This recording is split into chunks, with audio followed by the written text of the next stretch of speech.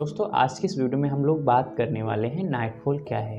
दोस्तों नाइटफॉल को अगर हम लोग सिंपल भाषा में समझें कि ये क्या है, तो ये एक अनैच्छिक क्रिया है। इसके माध्यम से हमारा वीर्य निकलता है। देखिए शरीर में दो तरीके की क्रियाएं होती हैं, एक होता है ऐच्छिक और एक होता है अनैच्छिक। इसको अंग्रेजी भाषा में हम लोग वॉलेंट्री और इनवॉलेंट्री बोलते हैं। वॉलेंट्री मतलब हमारी इच्छा के अनुसार, ऐच्छिक और इनवॉलेंट्री मतलब बगैर इच्छा के अनुसार। जिससे हम लोग हाथ हिलाते हैं, पैर हिलाते हैं, तो हमारा मन करता है तो इसको हिलाते हैं, तो ये वॉलेंट्री होता है, ऐच्छिक होता है। और यहीं पे अगर हमारा हाथ पैर अपने हाथ ही से हिलने लग जाए तो इसको हम लोग इनवॉलेंट्री समझते हैं। फिर एक डिजीज़ हो जाती, एक बीमारी हो जाती जिसको हम लोग बोलते हैं मिर्गी।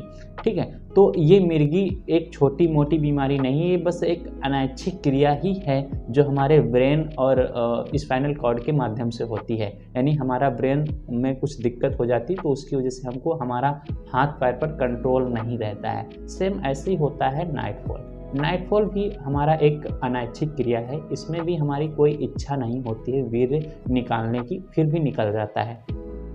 जैसे कि हम लोग सेक्स करते हैं तो उस टाइम पे हमारा पूरा फोकस होता है वीर्य को निकालने पर, वीर्य निकले।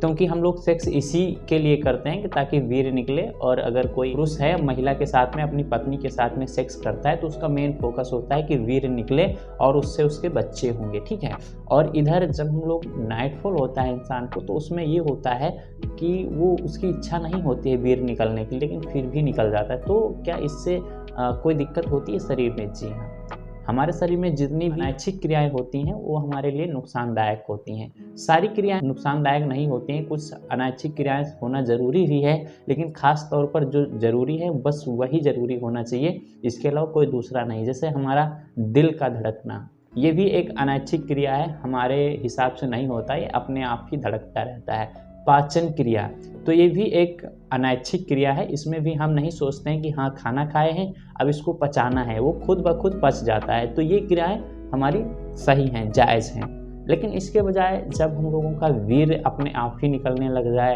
या फिर पेशाब के रास्ते में निकलने लग जाए, पेशाब के बाद या पेशाब के पहले निकलने लग जाए और हम नहीं चाहते हैं, तो फिर ये एक प्रॉब्लम्स होती है, ये एक डिजीज़ होती है। इसको रोकना और इस पर काम करना बहुत ज़रूरी होता है।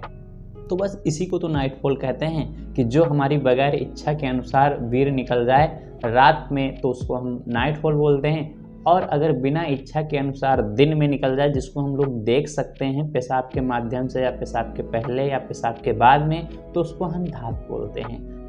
नाइटफॉल और धात में बस इतना ही अंतर होता है। रात में जो होता है वीर्य निकलता है उसको नाइटफॉल बोलते हैं, जो दिन में हमारी आंखों के सामने निकलता है उसको हम लोग धात बोलते हैं। आई होप आज की इस वीडियो में आप लोग समझ पाए होंगे कि नाइटफॉल क्या है।